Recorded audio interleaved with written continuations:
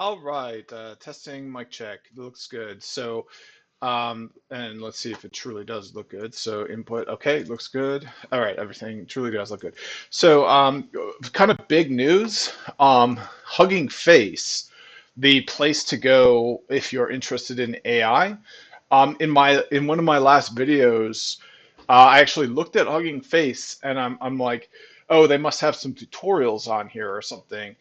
So I searched around and I didn't see anything. I didn't see any tutorials, any educational materials at all until now. It looks like they have a agents course that was just released, and it looks like they do have other courses. They have uh, plenty of other courses here. But this new agents are going to be the new hot thing. Right around the corner is an AI acting as a phone-in remote worker on the job. So that'll be coming very soon. So that's going to be um, require somebody to set it up to work as an agent. So this tells you how to do that. Um, so yeah, I just figured I would. Oh, you know what? Oh, you know what? Let me just go through these steps here as part of this series because this is important. Um, yeah, so I've already got a Hugging Face account. I need to join the Discord. I'll join that here. All right, and then I can duplicate the tab. When you duplicate a tab, you get all the back history, which is awesome. So I can duplicate it, and now I'm there. So um, messages failed to load. So let me try again. Um, how to access the Discord. So uh, you got to verify the link. There we go. Then you need to sign into Hugging Face. So I need to log in with Hugging Face. So click this button here, sign in with Hugging Face. Click authorize. And there we go. I'm authorized and showing my perhaps very private ID that I probably shouldn't have showed. But anyways, there. Now I'm here. So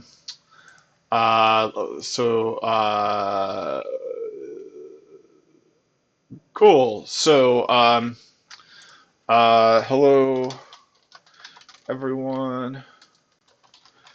I am a tech professional that has a YouTube channel.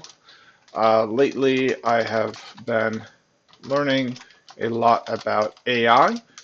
I'm making a series reading Chip Huyen's, and it looks like my. Oh, okay, there we go. Perfect. Um, oh, but I did lose some keystrokes there. So, hello, everyone. Okay.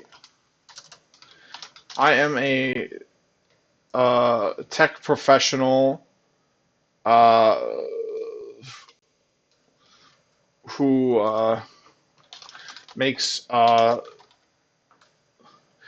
professional, and I make YouTube videos. Lately, I have been learning a lot about AI. I have been reading AI engineering by by Chip Huyen. Looking forward to becoming more active in the Hugging Face community.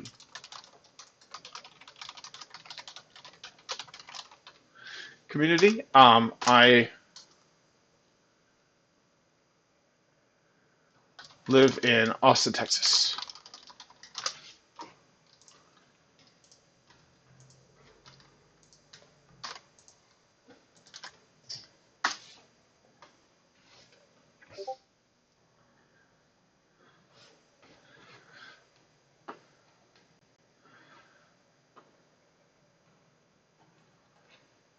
All right, so I got a level up for introducing myself. Let's go back into the Discord and let's put it near the top. I think right now it's at the bottom.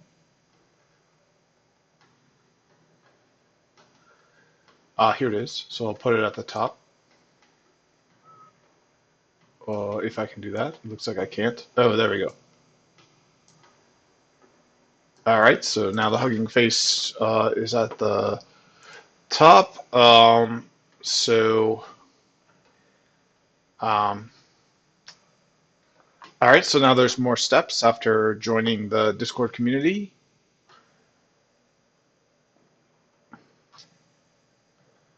So introduce yourself, look at the channels, and then learn them. I've used this card before. Step one would be to follow the to go here and click on follow. Okay, so click follow there.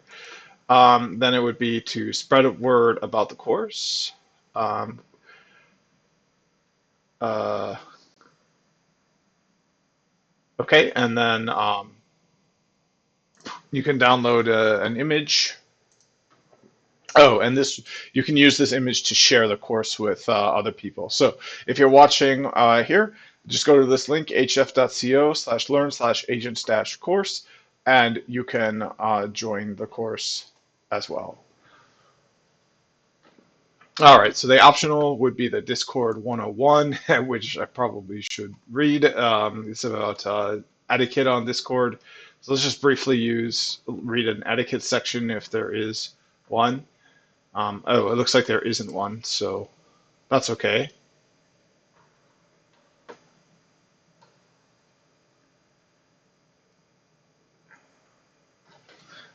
Okay, so and this is the introduction to the course, Unit 1. Um, okay, and then, okay, so this is the whole course. So I'm not going to do the course in this series. I would do this course in another series. I just want to show this because um, Hugging Faces is like one of the coolest places on the internet right now, I gotta say, in my opinion.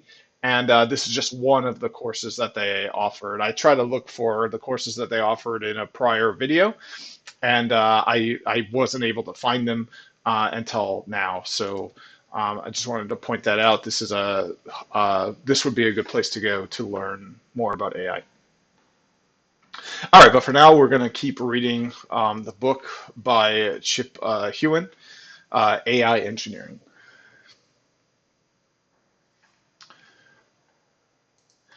Okay, so model selection workflow. When looking at models, it's important to differentiate between hard attributes, what is impossible or impractical for you to change, and soft attributes, what you can and are willing to change.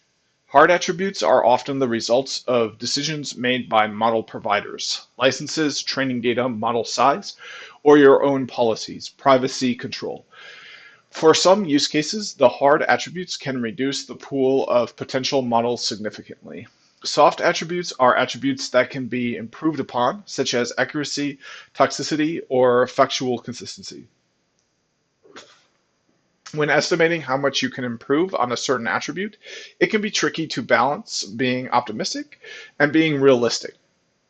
I've had situations where a model's accuracy hovered around 20% for the first few prompts. However, the accuracy jumped to 70% after I decomposed the task into two steps.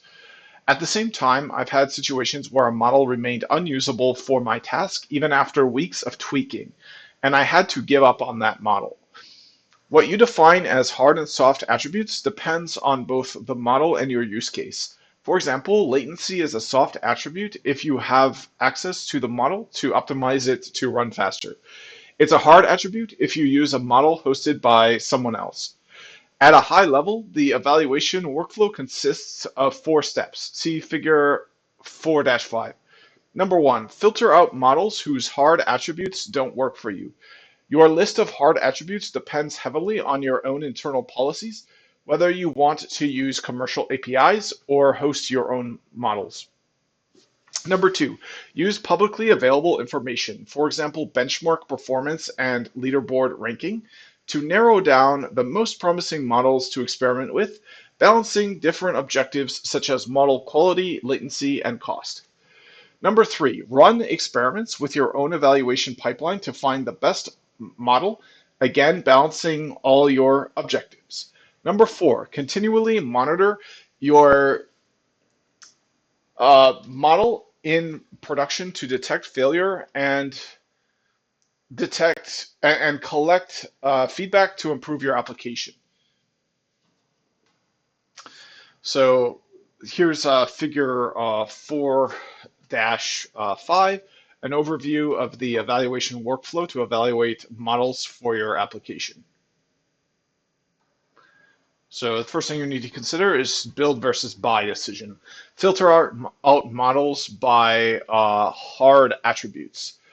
Then public benchmarks and leaderboards, public model evaluation, then private prompts and metrics, task-specific evaluation, and then monitoring, online evaluations. So when you're considering public benchmarks and leaderboards and private prompts and metrics, you need to find a balance. You have to have the right model quality for the cost and latency that you can afford, and for the technical debt that it costs to set it up.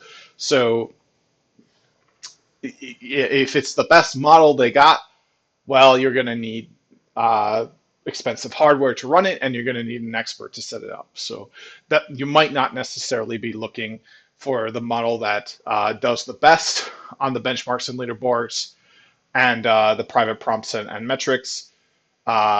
You might be looking for the model that does a job that is good enough and that runs within your budget. These 4 steps are iterative. You might want to change the decision from a previous step with newer information from the current step. For example, you might initially want to host open source models. However, after public and private evaluation, you might realize that open source models can't achieve the level of performance you want and have to switch to commercial APIs.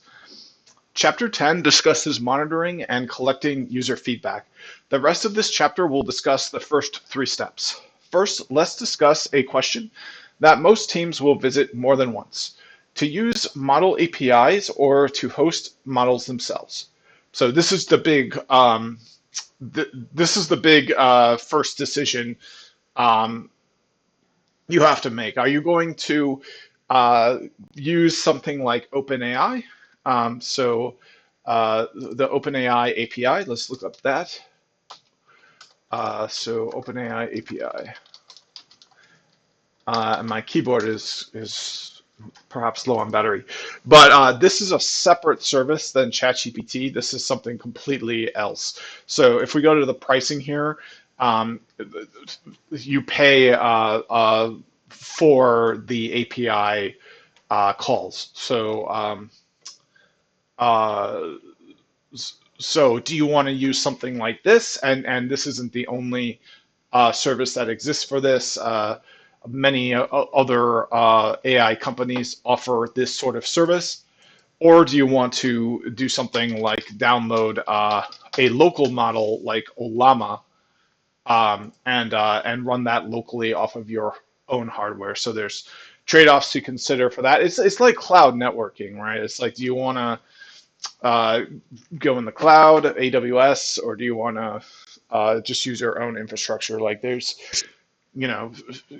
it's not always necessarily the case that cloud is the answer. So local models, I think for most people, especially just kind of playing around and tinkering, will probably want to go with a local model.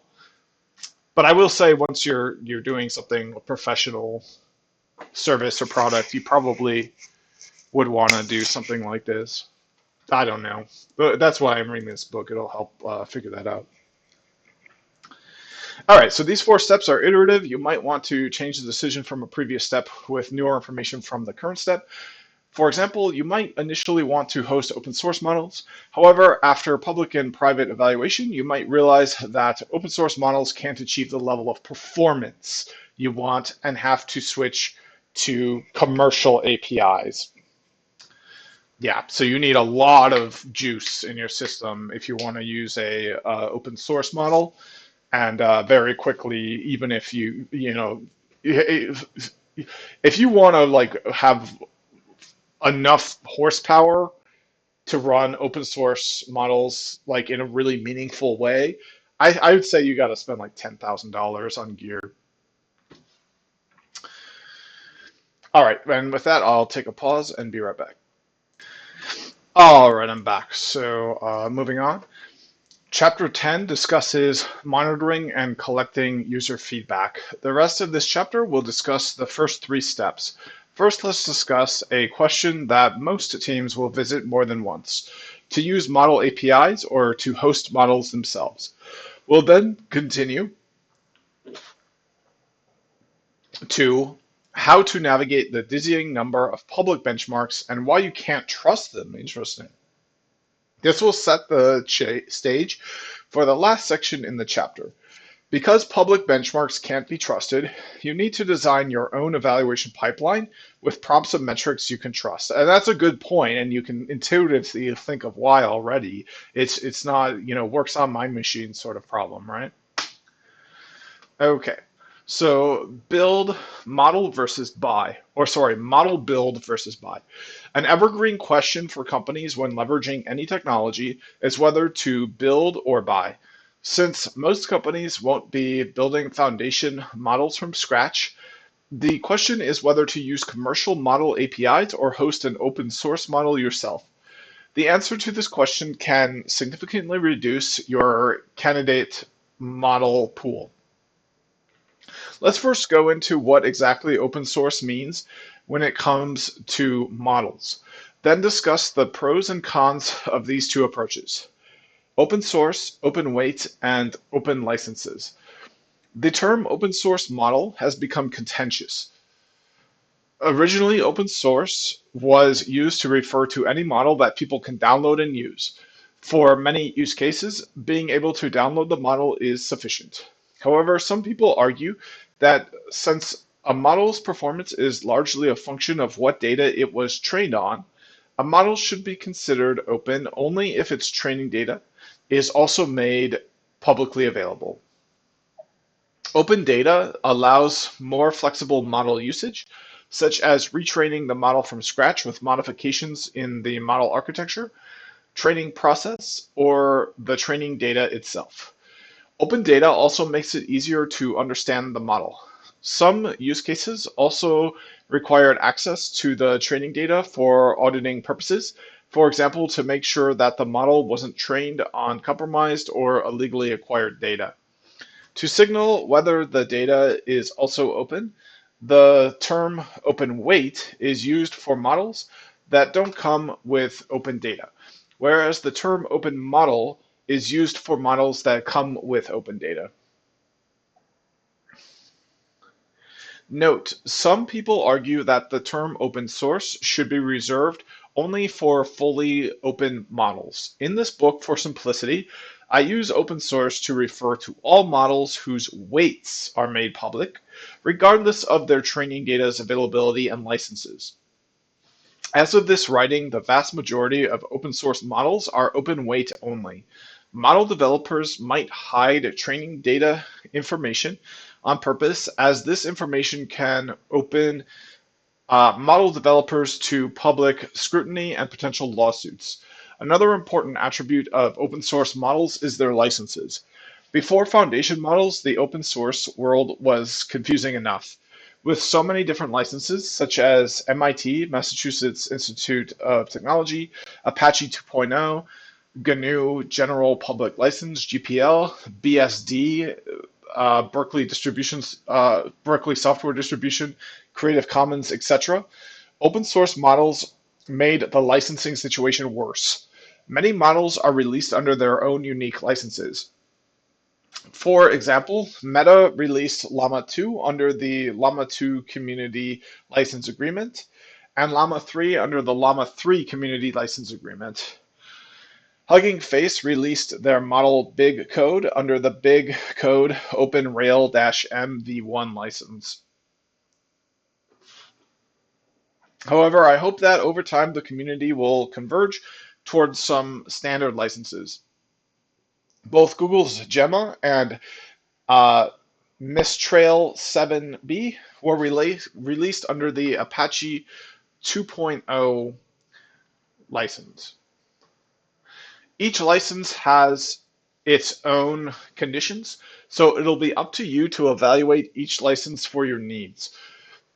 However, here are a few questions I think everyone should ask. And this is good because a lot of people I think, are going to use the AIs to evaluate the licenses. And, one, you can't trust the AIs fully. And two, the prompt matters. So here's some things, if you're going to do that, you should put in your prompt.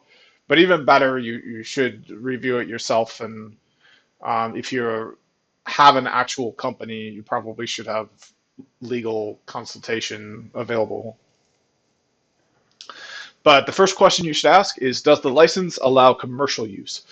When Meta's first Llama model was released, it was under a non-commercial license. Number two, if it allows commercial use, are there any restrictions? Llama 2 and Llama 3 specify that applications with more than 700 million monthly active users require a special license from Meta, which is strange because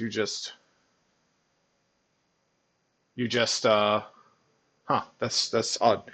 Let me look at that footnote for that because that's interesting that it works that way.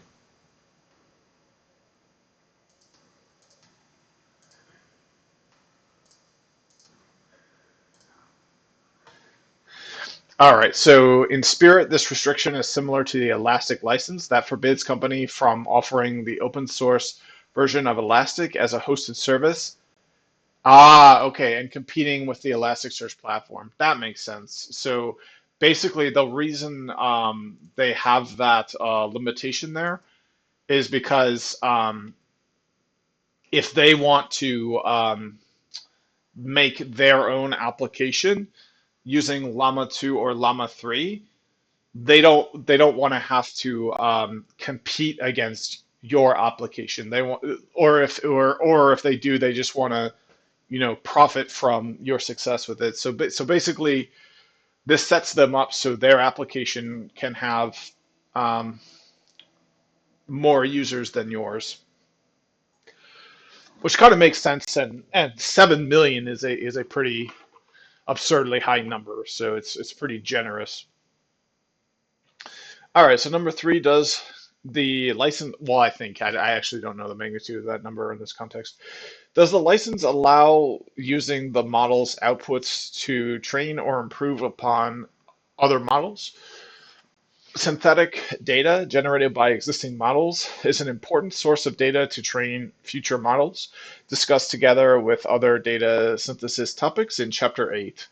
A use case of data synthesis is model distillation, teaching a student, typically a much smaller model, to mimic the behavior of a teacher, typically a much larger model. Mistrial or mistrail, this it's definitely not mistrial. There's no I. It's mistrail. Didn't allow this originally, but later changed its license. As of this writing, the Llama licenses still don't allow it. Some people use the term restricted weight to refer to open source models with restricted licenses.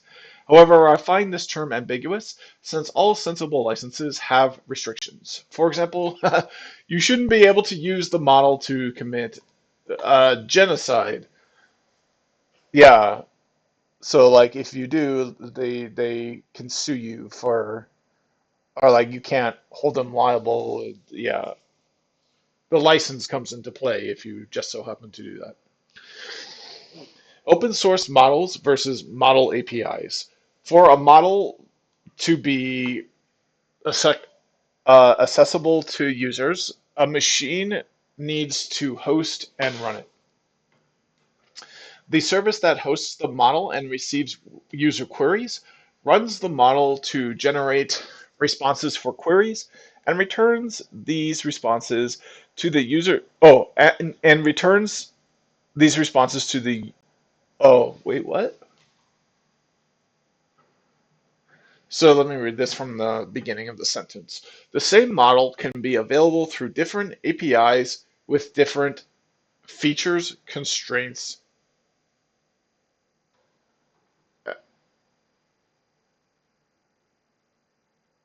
Oh, wait. Okay, so here we go. The service that hosts the model and receives user queries runs the model to generate responses for queries and returns these responses to the users. Oh, yeah, it's a typo. Um, is called the inference service. So what this should say is it should say the service, it should say the name of the service that hosts the model and receives user queries, runs the model to generate responses for queries, and returns these responses to the users is an inference service. That's what it's a typo. That's not grammatically correct. The interface users interact with is called the model API, as shown in figure 4-6. The term model API is typically used to refer to the API of the inference service, but there are also APIs for other model services, such as fine-tuning APIs and evaluation APIs. Chapter 9 discusses how to optimize inference services. All right, so figure 4-6, an inference service runs the model and provides an interface for users to access the model. So here's an inference service running a model, then we got an API, so users are using it. Okay. After developing a model, a developer can choose to open source it, make it accessible via an API, or both. Many model developers are also model service providers. Adhere and mistrail open source some models and provide APIs for some. OpenAI is typically known for their commercial models, but they've also open sourced models, GPT-2 and Clip. Typically, model providers open source weaker models and keep their best models behind paywalls, either via APIs or to power their products. Model APIs can be available through model providers such as OpenAI and Anthropic, cloud service providers such as Azure and GCP, Google Cloud Platform, or third-party API providers such as Databricks, Mosaic, Anyscale, etc. So cloud networking is not going anywhere. It's just going to grow and grow and grow because this is how these models are going to be accessed. The same model can be available through different APIs with different features, constraints, and pricings. For example, GPT-4 is available through both OpenAI and Azure APIs. There might be slight differences in the performance of the same model provided through different APIs, as different APIs might use different techniques to optimize this model. So make sure to run thorough tests when you switch between model APIs. Commercial models are only accessible via APIs licensed by the model developers. Open source models can be supported by any API provider, allowing you to pick and choose the provider that works best for you. For commercial model providers, models are their own competitive advantages. For API providers that don't have their own models, APIs are their competitive advantages. This means API providers might be more motivated to provide better APIs with better pricing. Since building scalable inference servers for larger models is non-trivial, many companies don't want to build them themselves. This has led to the creation of many third-party inference and fine-tuning services on top of open source models. Major cloud providers like AWS, Azure, and GCP all provide API access to popular open source models. A plethora of startups are doing the same. Note: There are also commercial API providers that can deploy their services within your private networks. In this discussion, I will treat these privately deployed commercial APIs similarly to self-hosted models. The answer to whether to host a model yourself or use a model API depends on the use case, and the same use case can change over time. Here are seven axes axes to consider. And I think this is a typo too.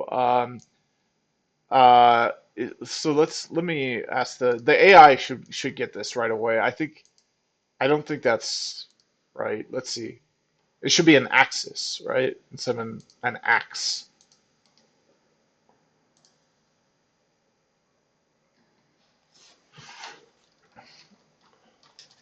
Is there a typo in the text above?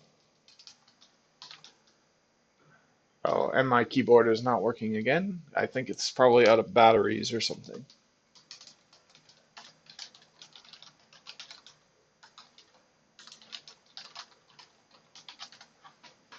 All right, does the above text have a typo? It doesn't. Okay. Oh, okay. All right. Cool. What a world. All right. So the first axis of the seven axes to consider. So we've got data privacy, data lineage, performance, functionality, costs, control, and on-device deployment. So the first is data privacy. Externally hosted model APIs are out of the question for companies with strict data privacy policies that can't send data outside of the organization. So big companies, hospitals, banks. So there's definitely going to be a market out there for people who know how to set up locally hosted APIs.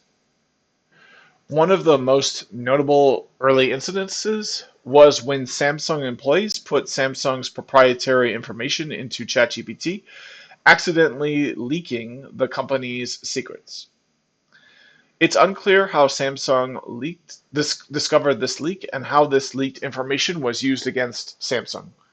However, the incident was serious enough for Samsung to ban ChatGPT in May 2023.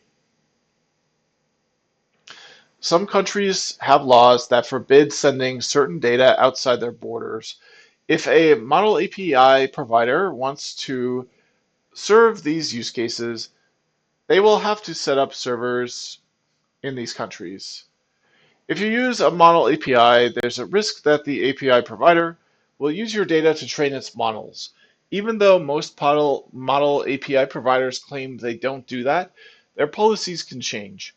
In August 2023, Zoom faced a backlash after people found out the company had quietly changed its terms of service to let Zoom use users' service generated data, including product usage data and diagnostics data, to train its AI models. What's the problem with people using your data to train their models? While research in this area is still sparse, some studies suggest that AI models can memorize their training samples. For example, it's been found that Hugging Face's Star Coder model memorizes 8% of its training set. These memorized examples can be accidentally leaked to users or intentionally exploited by bad actors, as demonstrated in Chapter 5. Data lineage and copyright. Data lineage and copyright concerns can steer a company in many directions, toward open source models, toward proprietary models, or away from both. For most models, there's little transparency about what data a model is trained on. In Gemini's technical report, Google went into detail about the model's performance, but said nothing about the model's training data other than that all data enrichment workers are paid at least a local living wage. Open AI's CTO wasn't able to provide a satisfactory answer when asked what data was used to train their models. On top of that, the IP laws around AI are actively evolving. While the U.S. Patent and Trademark Office, USPTO, and let me check my audio, there we go, made clear in 2024 that AI assisted inventions are not categorically unpatentable. An AI application's patentability depends on whether the human contribution to an innovation is significant enough to qualify for a patent. It's also unclear whether, if a model was trained on copyrighted data and you use this model to create your product, you can defend your product's IP. Many companies whose existence depends on their IP, such as gaming and movie studios, are hesitant to use AI to aid in the creation of their products, at least until IP laws around AI are classified. James Vincent, The Verge, November 15, 2022. Concerns over data lineage have driven some companies toward fully open models whose training data has been made publicly available. The argument is that this allows the community to inspect the data and make sure that it's safe to use. While it sounds great in theory, in practice it's challenging for any company to thoroughly inspect a dataset of the size typically used to train foundation models. Given the same concern, many companies opt for commercial models instead. Open source models tend to have limited legal resources compared to commercial models. If you use an open source model that infringes on copyrights, the infringed party is unlikely to go after the model developers, more likely to go after you. However, if you use okay, so there we go. So commercial models give you a little bit of legal protection.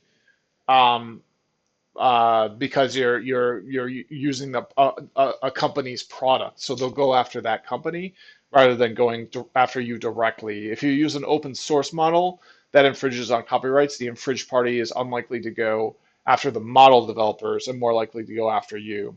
However, if you use a commercial model, the contracts you sign with the model providers could potentially protect you from data lineage risks. All right. So the next axis to consider uh, to answer whether to host a model yourself or use a model API is performance. Various benchmarks have shown that the gap between open source models and proprietary models is closing. That's fascinating. Figure 4-7 shows this gap decreasing on the MMLU benchmark over time. This trend has made many people believe that one day there will be an open source model that performs just as well, if not better, than the strongest proprietary model. As much as I want open source models to catch up with proprietary models, I don't think the incentives are set up for it. If you have the strongest model available, would you rather open source it for other people to capitalize in it, or would you try to capitalize on it yourself? It's a common practice for companies to keep their strongest models behind APIs and open source their weaker models. Oh, that's interesting. So figure 4-7, the gap between open source models and proprietary models is decreasing on the MMLU benchmark. So let's take a look at that because um, let's see if O3 proper is available through the API. No, just O3 mini. Not even O3 mini high is available through the API. Okay, well, that's kind of disappointing.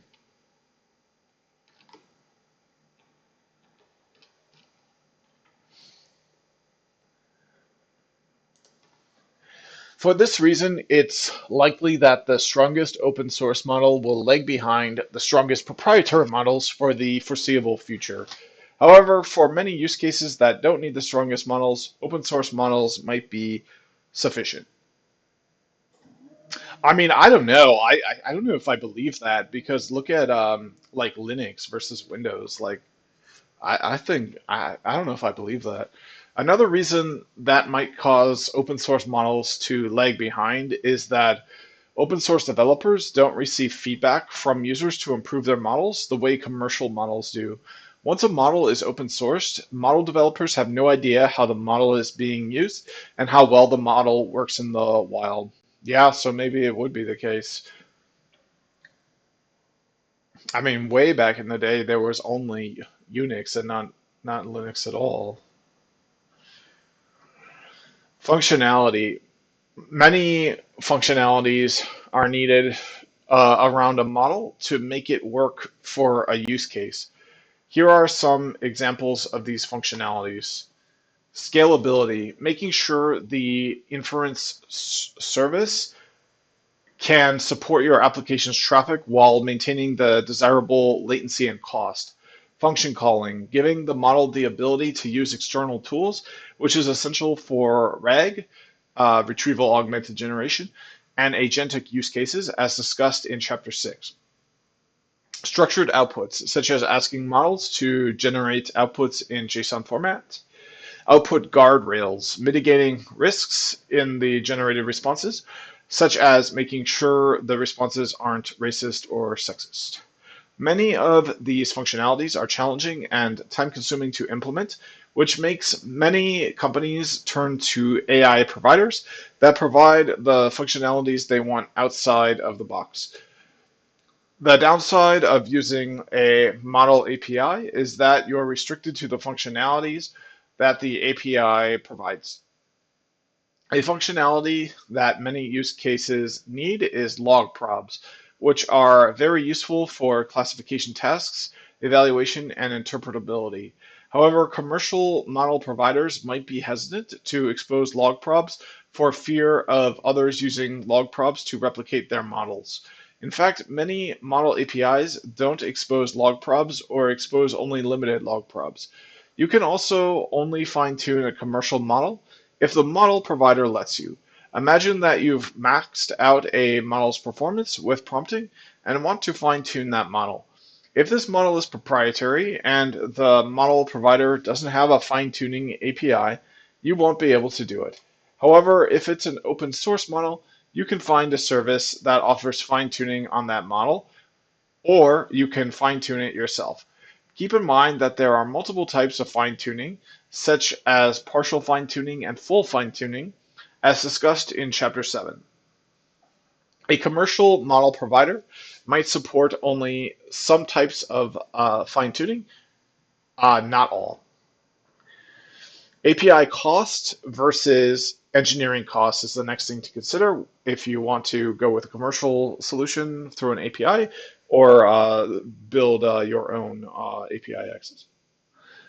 Model APIs charge per usage, which means they get prohibitively expensive with heavy usage.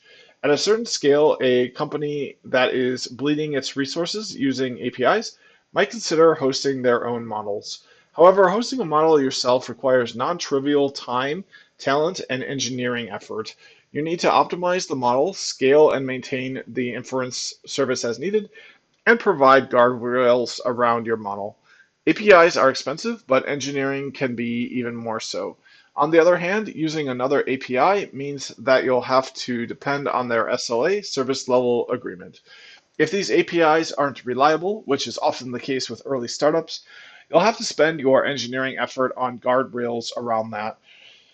In general, you want a model that is easy to use and manipulate. Typically, proprietary models are easier to get started with and scale, but open models might be easier to manipulate as their components are more accessible. Regardless of whether you go with open or proprietary models, you want this model to follow a standard API, which makes it easier to swap models. Many model developers try to make their models mimic the API of the most popular models.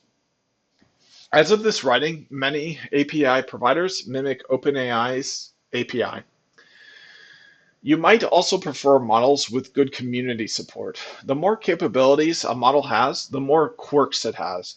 A model with a large community of users means that any issue you encounter may have may already have been experienced by others who might have shared solutions online. Control, access, and transparency. In 2024, a study by 16Z shows two key reasons that enterprises care about open source models are control and customizability, as shown in Figure 4-8. So here are why enterprises care about open source models.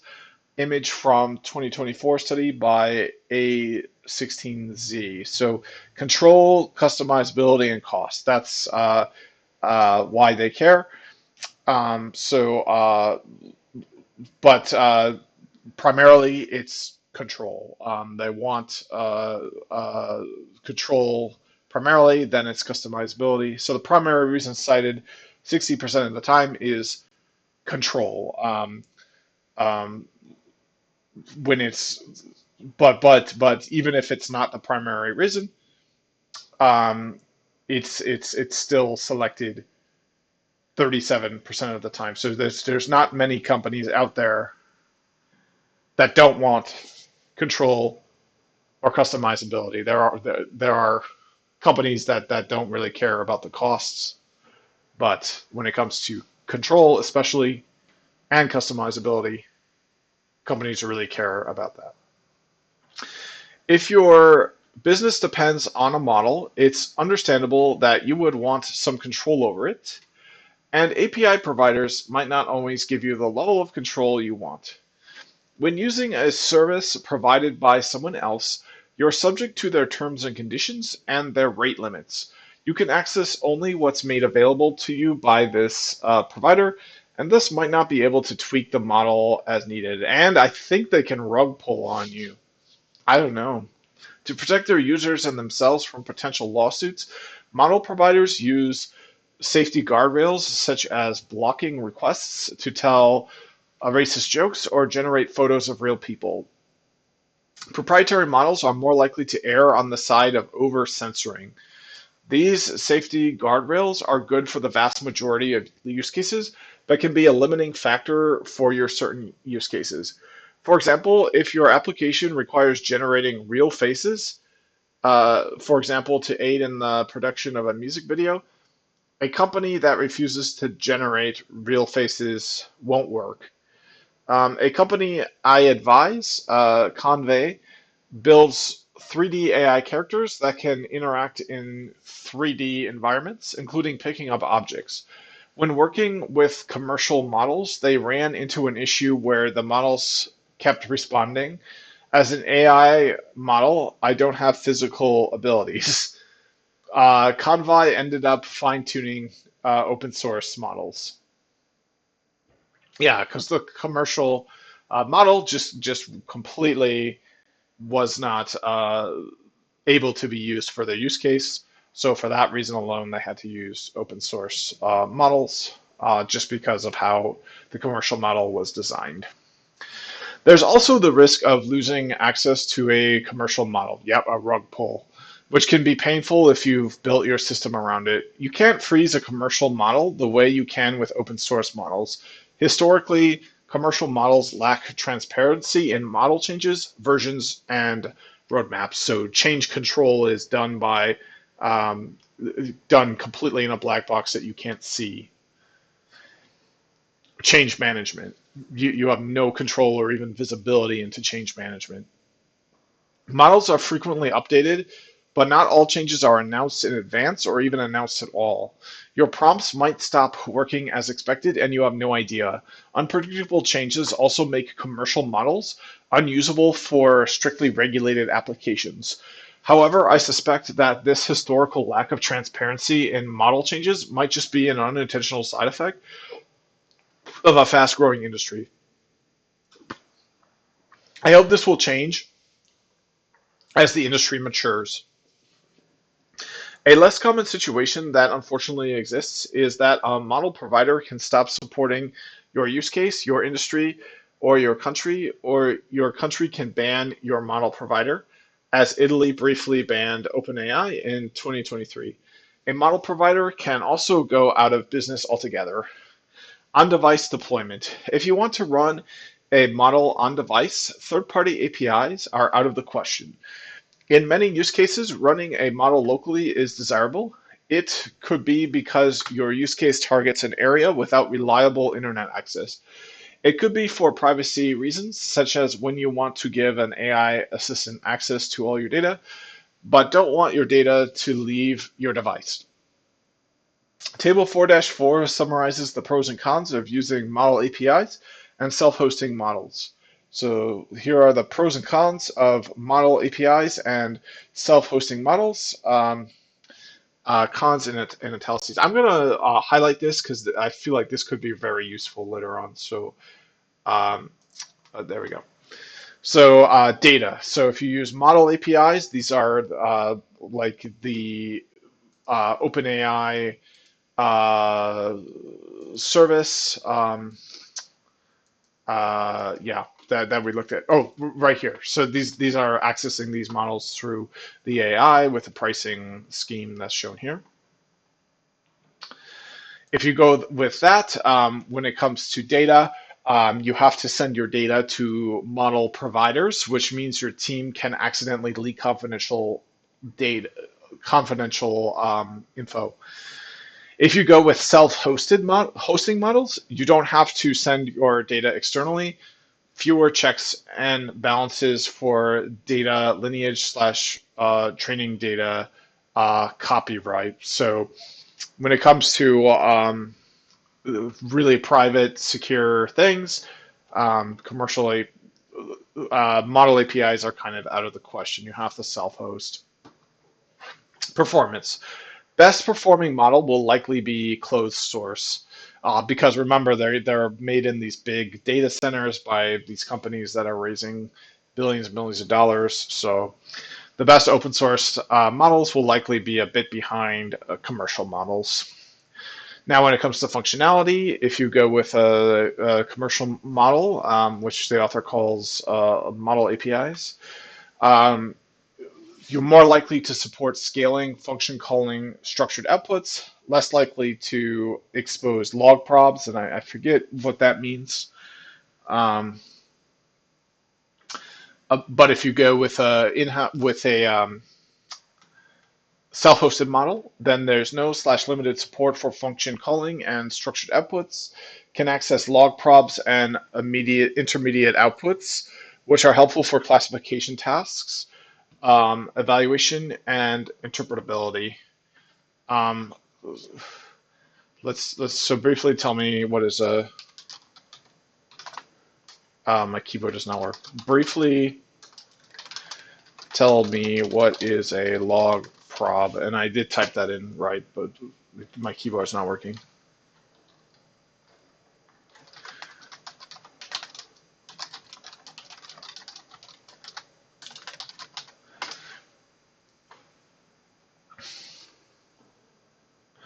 Log probability, so it's the log. Oh, it's used. Yeah, okay, yeah. Okay. So yeah, log probability. Okay. Show me some examples.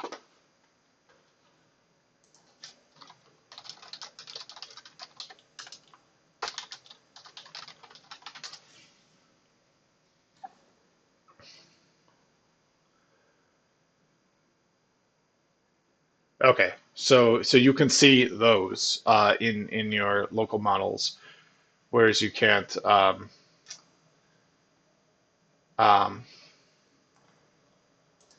so like, what would be the disadvantage, like if you weren't able to see those versus like the advantage of like if you're able to see them? Like, what's the pros and cons of like, for example, using a commercial API service to access a model that doesn't show you these log probs?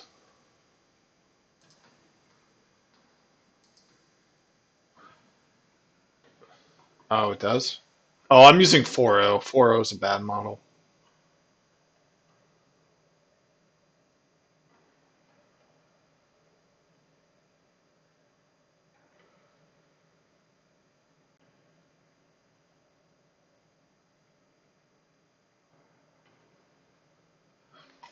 Okay, so you get more control, and that's what most companies want. You can fine tune the log probs and make it more or less confident by screwing around with them.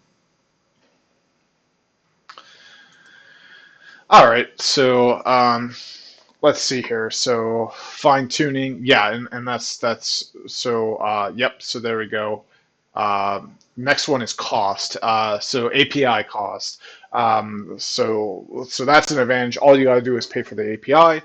If you have a local model, you have to pay for talent, time, engineering effort to optimize. You have to pay for the hosting of it, the hardware. You have to pay for maintenance, can be mitigated by using model hosting services. Fine tuning, if you go with a commercial model API, can only fine tune models that model providers let you. But if you go with your own open source model, you can fine tune, quantize, and optimize models if their licenses allow, but it can be hard to do so. And I want to go back and say this is a really good point. Like some of this stuff, you know, you don't have to do yourself. Like you don't have to host it and maintain it yourself. You can use a hosting service. All right, so control access and transparency. So if you buy it, then you get rate limits, you get risk of losing access to the model, you get a lack of transparency in model changes and versioning. But if you do it yourself, it's easier to inspect changes in open source models. You can freeze a model to maintain its access, but you're responsible for building and maintaining the model APIs. And for edge use cases, if you buy it, then you can't run on device without internet access. If you build it, then you can run on the device. But again, uh, it might be hard to do so, but you do have that option. So if you're in a really secure environment, you don't even want it to touch the internet at all, you have to build it because there's no option to buy it without internet access. I think you could get like a private a direct AWS line, maybe do it to there. You could do something like that, probably. I don't know. Well, no, because the other company would have to. I don't know.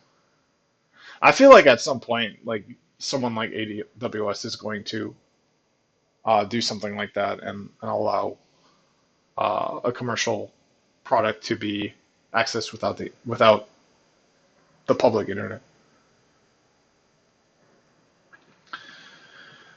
The pros and cons of each approach hopefully can help you decide whether to use a commercial API or to host a model yourself.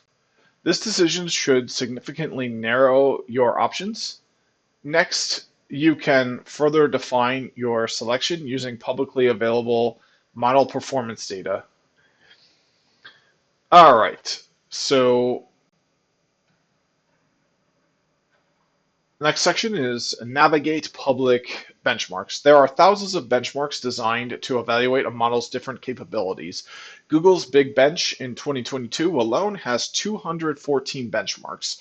The number of benchmarks rapidly grows to match the rapidly growing number of AI use cases.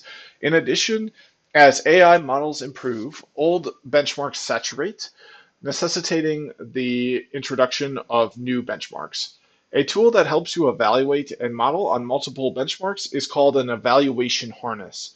As of this writing, um, Eleuther AI's LM evaluation harness supports over 400 benchmarks.